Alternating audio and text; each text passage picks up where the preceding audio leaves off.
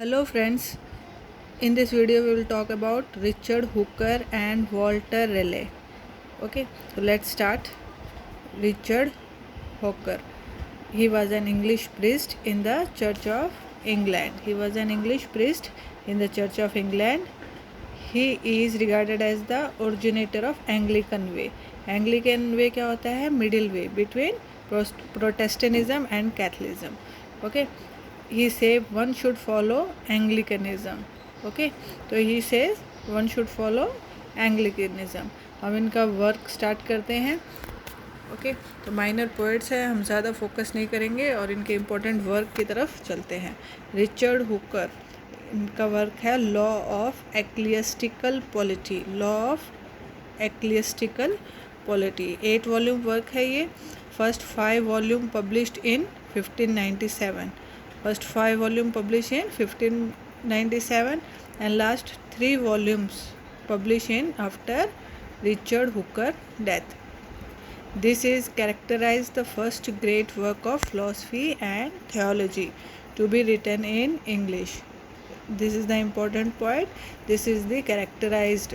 इसे बोला गया है first great work of philosophy and theology. Okay, in English.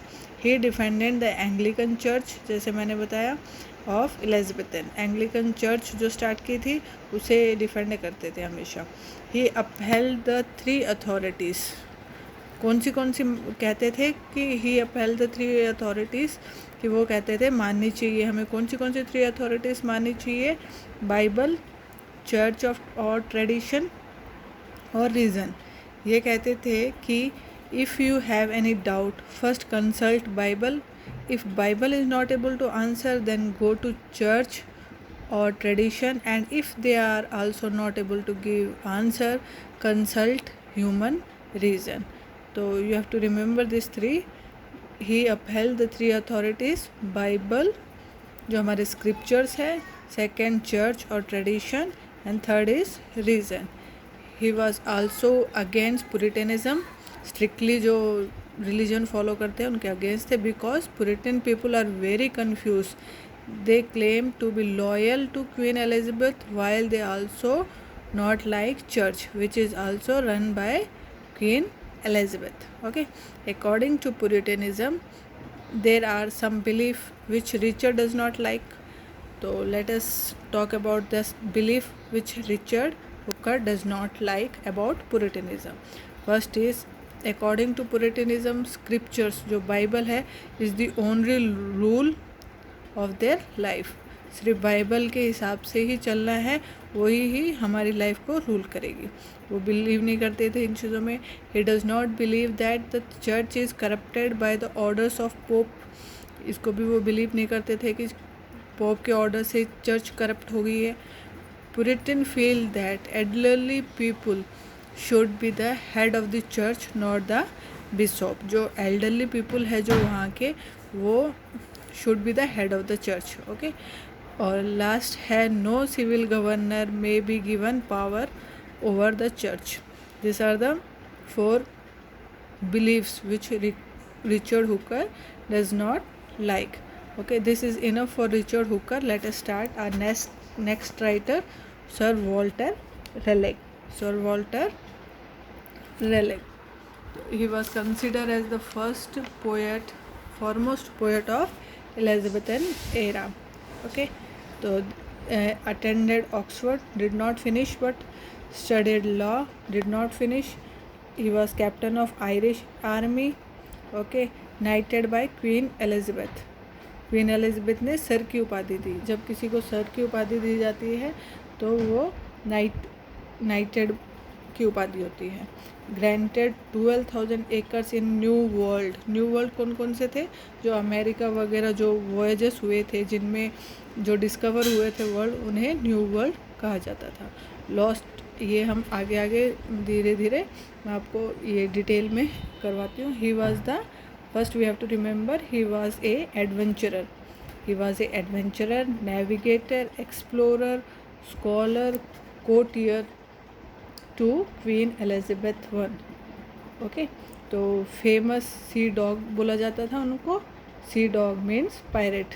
Okay, जो एक लूटते हैं दूसरों को, ठीक है। पायरेट्स वो होते हैं जो जहाज वॉयजेस पे जाते हैं और दूसरी जहाज़ों को लूटते हैं, तो इन्हें सी डॉग्स भी कहा जाता था। The age of Elizabeth is not only the age of exploration but the golden age of pirates. क्यों बोला जाता था golden pirates? Means the people who attack their enemy ships and colony. इसीलिए most the English people attack on Spain. किसके ऊपर attack करते थे English people? Attack on Spain. Elizabeth क्या करती थी? लोन पे शिप देती थी। जब वे लूट के लाते थे सामान तो उसका शेयर वे एलिजाबेथ को देते थे। ओके, तो Walter Raleigh was knighted in 1585 and later came to known as sir Walter Raleigh. Knight की उपाधि कब मिली उन्हें? 1585 में। Okay, he was the captain of the Queen Guard for 2 years. He was the captain of the Queen Guard for 2 years. England became very popular and interested in America due to gold and other things. El Dorado is a mythical city. El Dorado is a mythical city which Walter Raleigh wanted to find, and he felt that this mythical city was immense wealth.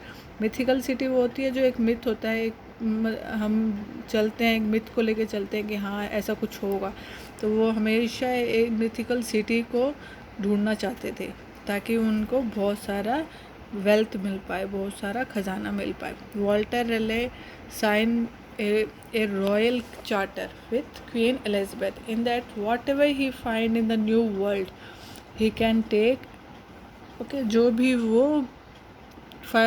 भी उनको मिलेगा new world में, जो भी वो discover करेंगे उसमें उसका शेयर उनको क्वीन एलिजाबेथ को देना पड़ेगा।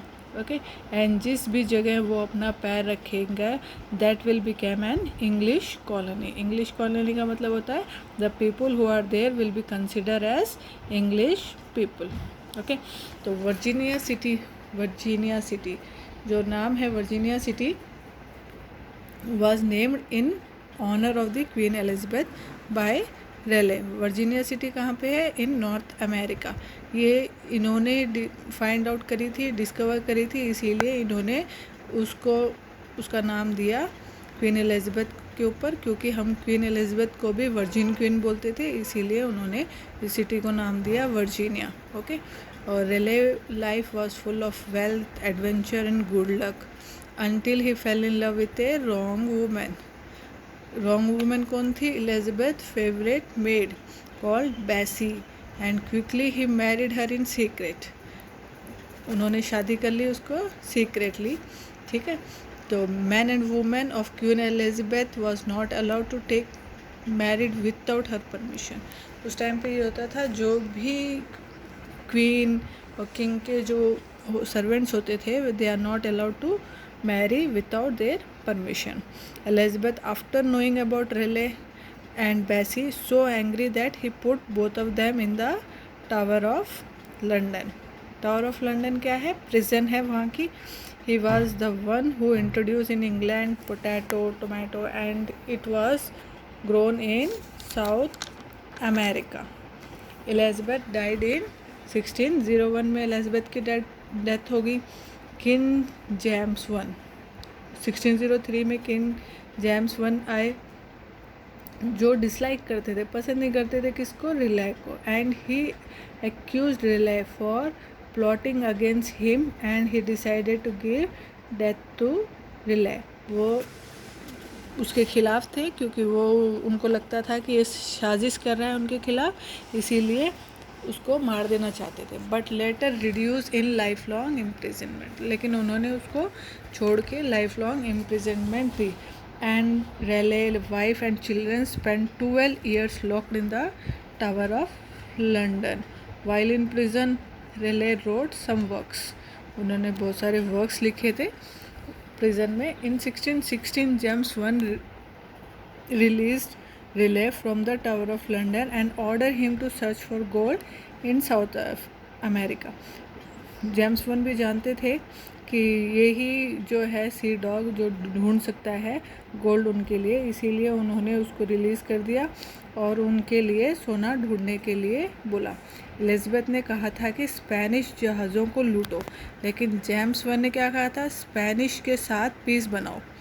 Okay, nobody should harm Spanish people is said by James one, but relay ने उसकी बात नहीं मानी और जब वो अमेरिका में थे तो क्या किया उन्होंने, जब वो अमेरिका में थे, he attack Spanish territory and gold लेकर नहीं आए। वॉल्टर रिले को जेम्स वन ने बीहेडेड कर दिया, मार दिया। ओके, तो ये अब हम उनकी वॉयजेस के बारे में हम बात कर चुके हैं। तो अब हम बात करेंगे किसकी, उनके वर्क्स के बारे में। This is the first work of Walter relay, discovery of Guyana, discovery of Guyana.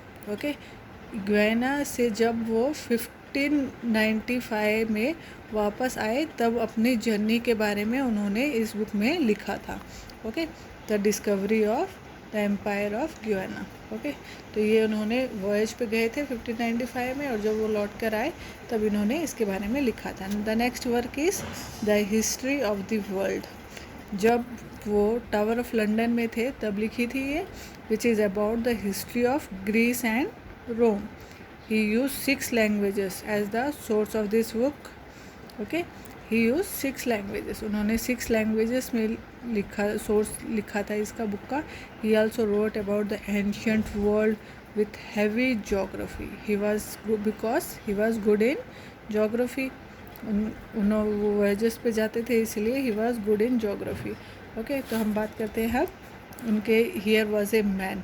It is a novel bye sir Walter relay. Okay, तो अब हम बात करते हैं इनकी फेमस पोइट्री के बारे में। The nymph's reply to the shepherd, the nymph's reply to the shepherd poetry है और सर ल्यूकास ने इसके बारे में बोला है, consider Raleigh as one of the era silver poet. C.S. Lewis consider Riley as one of the era silver poet. Most of his poems are inspired by actual events. जो भी वो देखते थे उन्हीं से, एक्चुअल इवेंट से inspire थे उनके पोएम्स। और जो पैशनेट सफ़र मैंने अपने लास्ट वीडियो में भी बताया है जब हमने क्रिस्टोफर मार्लो किया था, कि जो passionate shepherd to his love by Marlowe है, and Raleigh gives a poetic reply to this. उन्होंने जो लिखा है passionate shepherd to his love, उसका पोइटिक रिप्लाई उन्होंने लाइन बाय लाइन दिया है इसमें। किसमें, nymph reply to the shepherd. Both of this are written in tradition, pastoral form में लिखी गई है दोनों, क्योंकि शेफर्ड की बात हो रही है तो पेस्टोरल फॉर्म में है। एंड रिले ने मार्लो की हर लाइन का आंसर दिया है इसमें। तो you have to remember this poem is very much important. Okay, in 19th century we have William Carlos Williams wrote another poem called Raleigh Was Right. William Carlos Williams wrote another poem called Raleigh Was Right, and in this he support the poetic reply of the Nym reply to the shepherd. Okay, this is enough. Please watch, like, share and subscribe my channel. So please ज़्यादा से ज़्यादा share करिए। मैं daily आपको पूरा net का syllabus cover करने वाली हूँ और मेरी प्लेलिस्ट में जाकर आप देख सकते हैं। ओके, तो please watch, like and share and subscribe my channel. Thank you.